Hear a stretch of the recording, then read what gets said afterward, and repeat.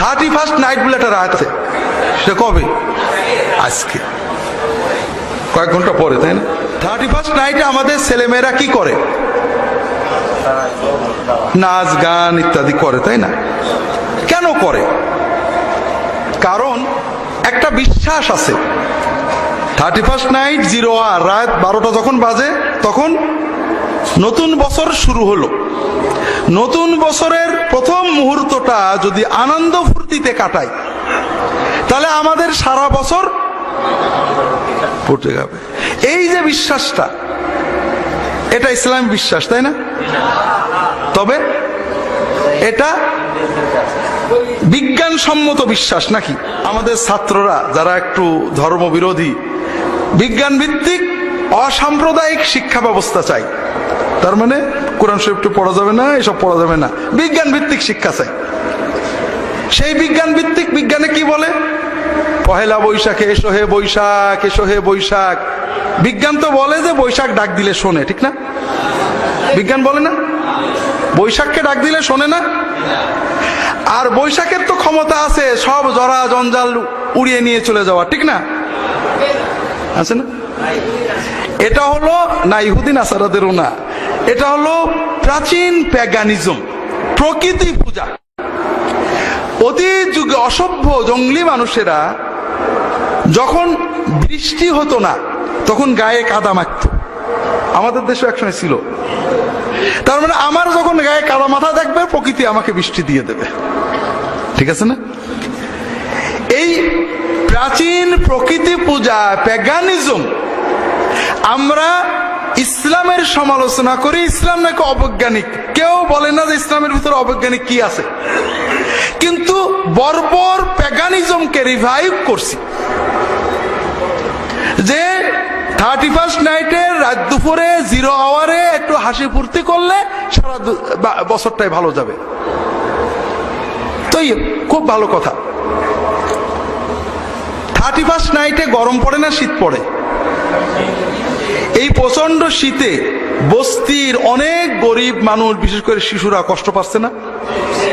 কোন মিডিয়ায় কোন যুব নেতা, কোন সামাজিক নেতা কি বলছেন যে আমাদের নতুন বছর 2015 শুরু করব, ঢাকা ইউনিভার্সিটির, প্রাইভেট ইউনিভার্সিটির, ঢাকার সকল যুবক যুবতীরা তাদের হুইস্কির টাকা জমায়ে, বিয়ারের টাকা জমিয়ে, পেপসির টাকা জমিয়ে, ফ্লেক্সির টাকা জমিয়ে অন্তত 2জনে মিলে 3জনে মিলে হলো একটা গরিব শিশুকে একটা শীতের কাপড় কিনে দিয়ে, একটা দরিদ্র পরিবারকে একটা কম্বল কিনে দিয়ে 0 hour গরিবের পাশে দাঁড়িয়ে আমরা নতুন বছরটা শুরু করব। এটা কি কেউ বলছে? কারণ এই কথা বললে আমাদের যুবক যুবতী, আমাদের নতুন প্রজন্মের ক্ষতি হবে, ঠিক না ভাই? নষ্ট হয়ে যাবে। আমাদের শিল্প, সাহিত্য, কৃষ্টি, কালচার ধ্বংস হয়ে যাবে। আমাদের স্বাধীনতা, সার্বভৌমত্ব বিপন্ন হয়ে যাবে। আমাদের দেশ থেকে দুর্নীতি উৎখাত করা কষ্ট হয়ে যাবে। তাহলে কেন বলছি না? বলছি না তার কারণ হলো এই 31st নাইটের উদ্ভব করা হয়েছে একটা বিশেষ উদ্দেশ্যে, সেটা হলো বাণিজ্যিক সাম্রাজ্যবাদ। সারা বিশ্বের মানুষকে ভোগের নামে উদ্বেলিত করে তাদের সকল সম্পদ ছিনিয়ে নেওয়া। এর দ্বারা 2টো উদ্দেশ্য হাসিল হয়। একটা হলো ওরা ভোগবাদী হয়ে যায়, খাও দাও ফুর্তি করো, খাও দাও খাও দাও, কাজে ওরা শুধু কিনবে আর আমরা টাকা জমাবো। আর দ্বিতীয় হলো ওরা যখন ভোগবাদী হয়ে যায়, ওদের ভিতর থেকে মানবতা, মানবীয় মূল্যবোধ, স্বাধীনতা, স্বকীয়তা, ধর্ম এগুলার থাকে না। ওরা যেমন একটা কুকুর, যেমন একটা গরু ভালো খেতে দিলেই পোষ মানে, ওরাও তেমনই পোষ মানে। ওরা পোষ মানা পশুতে পরিণত হয়ে যায়। তো ভাইরা, আমরা আশেপাশে বাজির আওয়াজ শুনতে পাচ্ছি, আর কিছুক্ষণ পরেই শুরু হবে। কি হবে? আমি মাঝে মাঝে, আমার এই বিষয়টা আলোচনার উদ্দেশ্য ছিল না, কিন্তু আপনাদের বুঝতে হবে যে এটা কোরআনের আলোচনার মূল বিষয়। সকল দাওয়াতের মূল একটা বিষয় হলো অশ্লীলতা বন্ধ করো, কারণ মানবতা টিকানো যায় না। অশ্লীলতা ছড়িয়ে পড়লে মানব সভ্যতা থাকে না। কিভাবে? আধুনিক সভ্যতায়ও হিরোইন পাচার করলে মৃত্যুদণ্ড দেওয়া হয়, জানেন না? কারণ হিরোইন খেলে মানুষ শেষ হয়ে যায়, হিরোইন খেলে ব্যক্তি মানুষ শেষ হয়, আর সমাজে অশ্লীলতা ছড়ালে পরিবার শেষ হয়, মানব সভ্যতা শেষ হয়ে যায়। অশ্লীলতার প্রসারের কারণে ইউরোপে আমেরিকার মূল নাগরিকদের ভিতরে, হোয়াইট রেসের ভিতরে, সাদাদের ভিতরে বিবাহ শাদী উঠে গেছে, মানুষের জন্ম বন্ধ হয়ে গিয়েছে। কথা বুঝতে পারছেন না? সেখানে তাদের জনসংখ্যা ডিক্রিজিং, এখন অর্থনীতি ধ্বংস হয়ে যাচ্ছে, নতুন কর্মে দেওয়ার লোক নেই, মানুষ রিটায়ার করছে, সরকারের টাকা থেকে পেনশন নিচ্ছে, কিন্তু নতুন ট্যাক্স পেয়ার জন্ম নিচ্ছে না। তাদের সামনে উপায় যে বিদেশ থেকে বেশি বেশি লোক আনতে হবে, সেক্ষেত্রে তাদের জাতীয় সত্তা নষ্ট হয়ে যাবে, অথবা অটোমেটিক তারা নষ্ট হয়ে যাবে। এই অসভ্যতা, অশ্লীলতা যা মানব সভ্যতাকে ধ্বংস করে দেয়। সুনামি হলে, মহা 5টা সুনামি হলে কিছু দেশ ধ্বংস হবে, কিছু দেশ বাঁচবে। কিন্তু যখন পরিবার উঠে যাবে, মানুষের পরিবার গঠন, সন্তান জন্ম দেওয়া, পালন করা উঠে যাবে, এক প্রজন্মের ভিতরেই মানব সভ্যতা নষ্ট হয়ে যাবে। আর এজন্যই সকল আসমানি ধর্মে অশ্লীলতাকে সবচেয়ে বেশি নিন্দা করা হয়েছে। তো যেটা বলছিলাম ভাইয়েরা, অশ্লীলতার প্রজনন, প্রসার, বিপণন, এর মাধ্যমে আমাদের যুব সমাজকে নষ্ট করা হচ্ছে, তাদেরকে বশ করা হচ্ছে। আরেকটা জিনিস হচ্ছে, এই যে 31st নাইটে কেউ কি বলবে যে 31st নাইটে আমরা কিছু গান বাজনা করব, আর বস্তির কিছু ছেলে পেলে ফিরিয়ে এনে ওদের গান বাজনা শুনবে? এটাও কি কেউ বলছে? তাও বলছে না। পয়লা বৈশাখে আমি একটা শাড়ি কিনবো, একটা ইলিশ মাছ কিনবো, আর এই গ্রামের গরিব মানুষের আর একটা ইলিশ মাছ কিনে দেবো, তা কি বলছে? তাও বলছে না। অর্থাৎ এই সভ্যতার যত কিছু বানানো, এটা ভোগবাদী। এটা ইসলাম এবং অন্য সভ্যতার পার্থক্য এখানে খুব ভালো করে বোঝেন।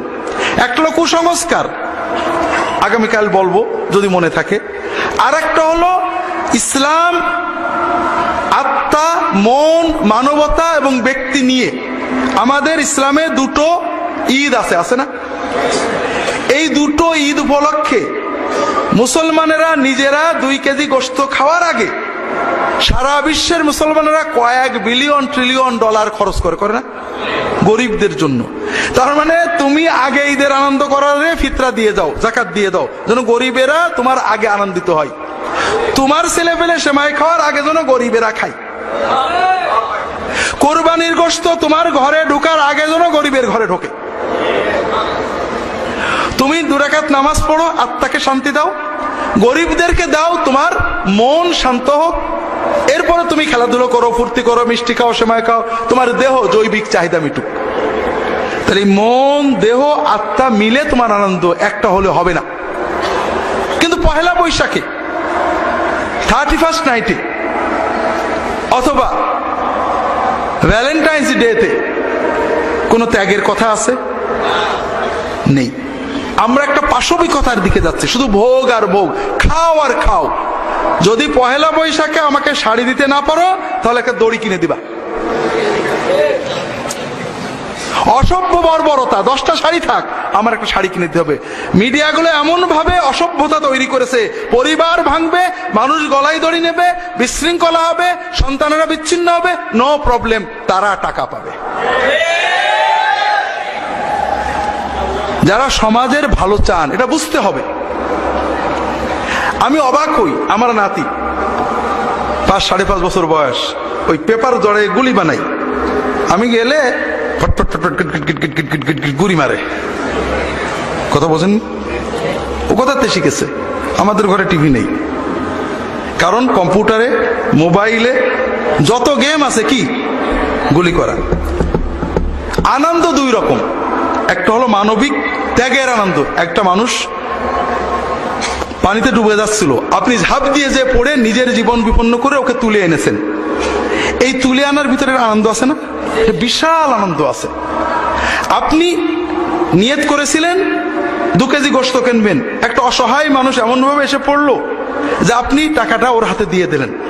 কষ্ট লাগছে, আপনি গোশত কিনতে পারলেন না, কিন্তু খুব একটা আত্মিক তৃপ্তি লাগছে।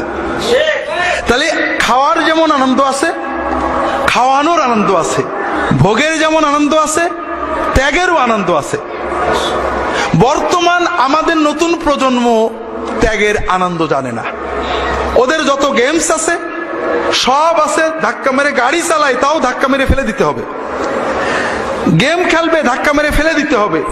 ভাঙার আনন্দ, পোড়ানোর আনন্দ, মারার আনন্দ, ধাক্কা দেওয়ার আনন্দ, ভোগের আনন্দ, পাশবিক আনন্দ এরা বোঝে, কিন্তু বাঁচানোর আনন্দ, ত্যাগের আনন্দ, দানের আনন্দ এটা এরা বোঝে না।